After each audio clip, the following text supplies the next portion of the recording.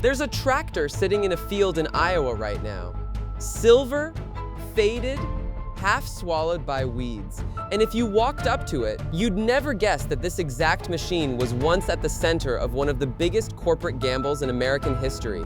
A $300 million empire that swallowed 3 legendary companies, painted them all the same color, and tried to take on the entire farm machine world alone. And then, almost overnight, it vanished. No bankruptcy headlines you'd remember, no Hollywood movie, just gone, chopped up, sold off in pieces, scattered across 4 different countries like the estate of a dead king. Here's the part that'll mess with your head.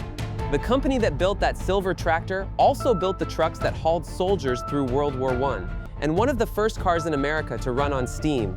Same family, same name. So how does a single American name go from steam cars to war machines, to nearly owning the heartland, to a rusting ghost in a field? Stick with me, because the answer involves a secret color war, a Texas company nobody saw coming, and a betrayal that took down an icon, and we're going to walk through all of it.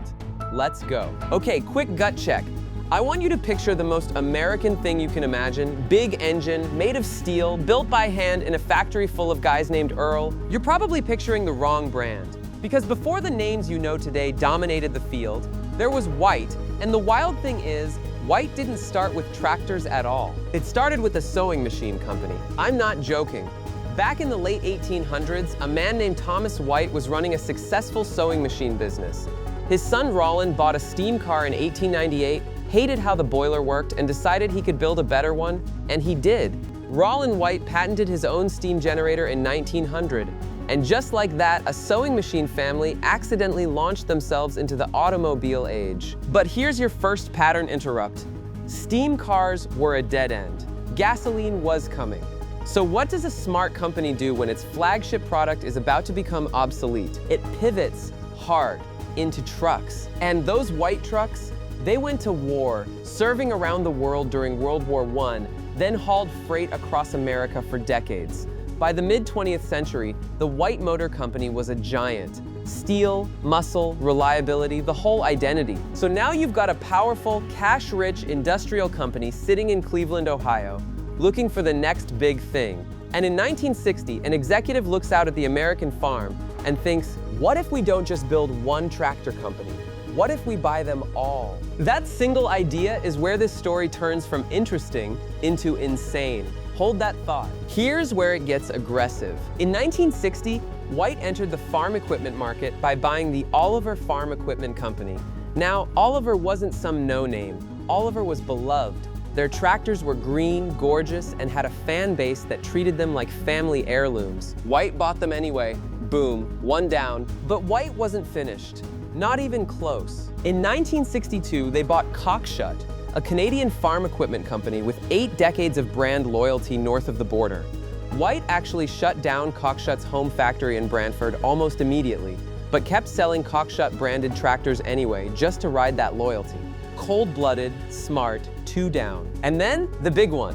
In 1963, White acquired Minneapolis Molen, the Yellow Tractors, an absolute powerhouse name in American farming. Stop and think about what just happened. In the span of about 3 years, one company swallowed 3 iconic, fiercely loved farm brands. Green Oliver, red Cockshut, yellow Minneapolis Molen. It's like one company buying Ford, Chevy, and Dodge, and the fans of each one hating the other 2. So now White's sitting on a gold mine of brand names and a problem. Because here's the thing nobody tells you about owning your competitors.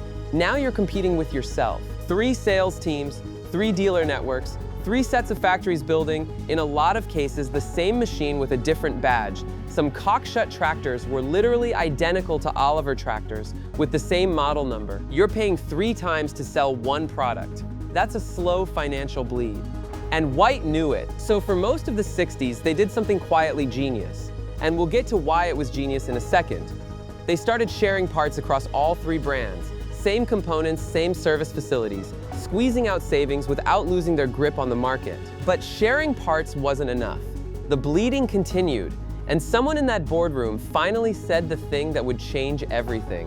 What if we kill all 3 names and become one? That decision, to erase 3 legendary brands in a single stroke, is either the boldest move in farm equipment history or the beginning of the end. And honestly, it might be both. 1969, the decision is made. Oliver, Minneapolis-Moline, and Cockshut are officially merged into one company, White Farm Equipment, headquartered in Oak Brook, Illinois. But the names on the tractors, those survived for a few more years. The real execution, the move that still gets argued about at tractor shows today, came in the mid-70s. Here's what they did, and I need you to really feel the weight of this. In 1975, White folded Oliver, Minneapolis-Moline, and Cockshut entirely into the White brand. And then they did the unthinkable. They took the green of Oliver, the red of Cockshut, and the yellow of Minneapolis-Moline, and painted over all of it. One color, silver, just silver. Imagine being a farmer who'd run green Olivers your whole life, like your dad did, like his dad did, and one day you walk into the dealership and your tractor isn't green anymore. It's silver. It doesn't even have your brand's name on it. That's a gut punch. That's heritage getting bulldozed for a logo. But, and this is the twist, from a pure business standpoint, it was brilliant. One brand, one color, one identity, no more competing with yourself. And the machine they built to carry this new silver flag had a name that sounded like it could win a war. The Field Boss. And the Field Boss was no joke. It featured innovative front-wheel drive, diesel and LP gas engine options, and a lineup that scaled from 45 horsepower all the way past 270. The model names told you everything. A 450 meant four-wheel drive with 150 PTO horsepower. Clean, logical, tough. For a moment, and this is the peak of the whole story, it actually worked. White Farm Equipment rode the agricultural boom of the 1970s, expanding into advanced planters and big combines, with modern factories and a huge dealer network, a genuine major player on the world stage. This is the high point. The silver gamble paid off. White had done the impossible, taken 3 dying brand identities and forged them into one full-line American giant standing toe-to-toe with the biggest names in the business. So why have most of you never heard of them? Because right at the summit, right when everything looked unstoppable, the ground started to move. And what happened next didn't take years. It took months. Let me stop you right here, because there's something you need to understand before we go over the cliff. Everything White built, the buyouts, the silver tractors, the boom, all of it was riding on one assumption, that American farming would keep growing, that land prices would keep climbing, that farmers would keep borrowing money to buy bigger, better machines every single year. The entire empire was built on that one bet. And in the early 1980s, that bet collapsed. Not just for White, for everyone. Remember that, because this is the moment the music changes. Up to now, this has been a story about ambition.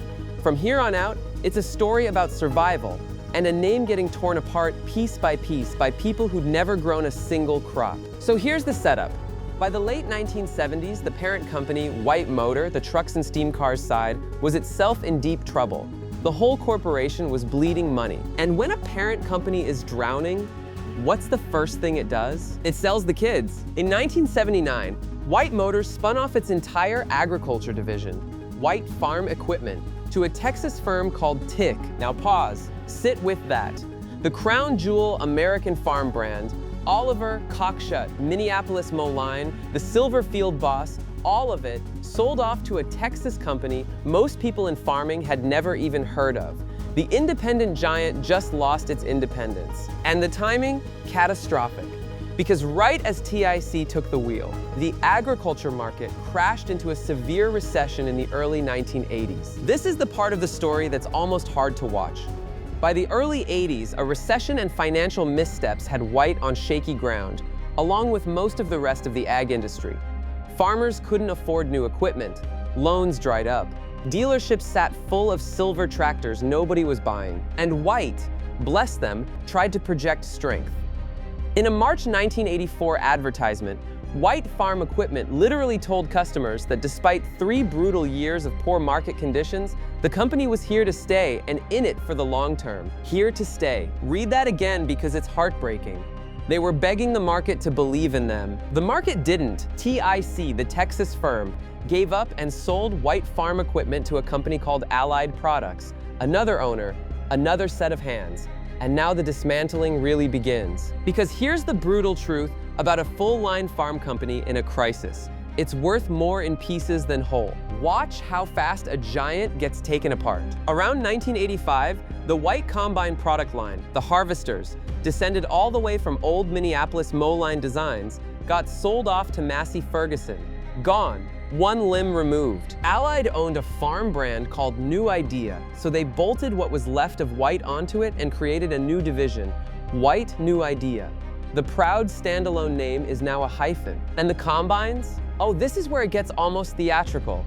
Massey Ferguson spun the combine division off into its own company, Massey Combines, then later had to reabsorb the whole thing after a tangle of lawsuits. The pieces of White were being traded, split, sued over, and reabsorbed like cards in a high-stakes poker game. And not one of those players was the original company. Meanwhile, way back at the start of this video, remember the trucks? The World War I trucks. Here's the bookend nobody expects. In 1981, the White truck business, the original heart of the whole empire, was sold off to Volvo. Let that land. The steam car, war truck, tractor dynasty, and every single piece of it ended up under a foreign flag or a rival's roof. The sewing machine family's century-long empire fully dismantled. So is that the end? White's dead, chopped into pieces, scattered to the wind? Not quite, because there's one more twist, and it's the strangest one yet. Here's a name you actually do know. AGCO. AGCO was formed in 1990 by a group of executives who took over Dutz Alles. And these guys went on a buying spree that should sound very familiar because it's almost exactly what White did decades earlier. In 1991, AGCO bought the White tractor line. In 1993, they bought White New Idea from Allied. And then, the cosmic punchline, AGCO also bought Massey Ferguson. You see what that means, right? By buying both, AGCO accidentally reunited the old White Combine line with the old White Tractor Company, putting the pieces of the shattered empire back under one roof. The family that got torn apart in the 80s got quietly stitched back together in the 90s by total strangers. But here's the gut punch ending.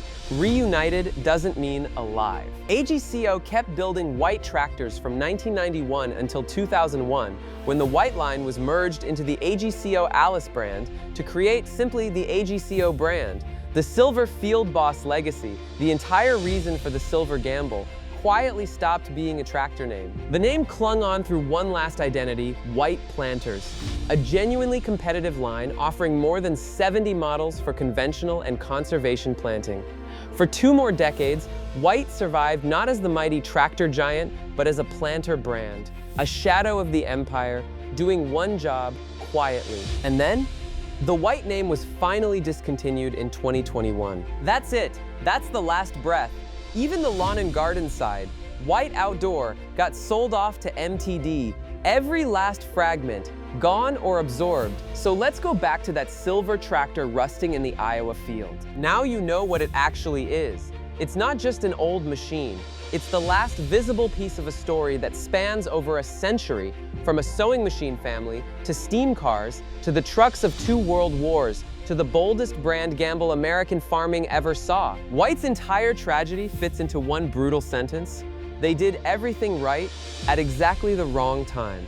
Buying Oliver, Cockshut, and Minneapolis Molin? Strategically smart.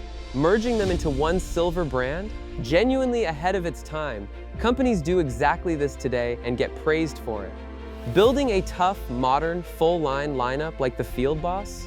Excellent. But none of it could survive a farm economy that fell off a cliff and a parent company that was drowning at the same moment. Timing killed White. Not bad tractors, not bad ideas, timing, and here's the thought I can't shake. Every farmer who ever cursed White for painting their beloved green Oliver silver was watching a company try to save 3 dying brands the only way it knew how. The thing that fans saw as betrayal was actually a desperate act of preservation. They weren't erasing history. They were trying to carry it forward, and they almost made it. The empire that bought everyone got bought by everyone. The giant that erased 3 names had its own name erased. And the family that started with a better steam boiler ended with a tractor in the weeds. That's not just the fall of a company, that's the entire story of American industry in one silver paint job. So next time you drive past a farm and spot something silver and forgotten at the edge of a field, slow down, because that's not junk. That's a survivor of one of the wildest corporate sagas this country ever produced. If this story hit you the way it hit me when I first dug into it, you're going to want to stick around, because the world of forgotten American giants is full of these, and the next one's even crazier than this. I'll see you in that one. Until then, keep your eyes on the field. You never know what history's sitting right in front of you.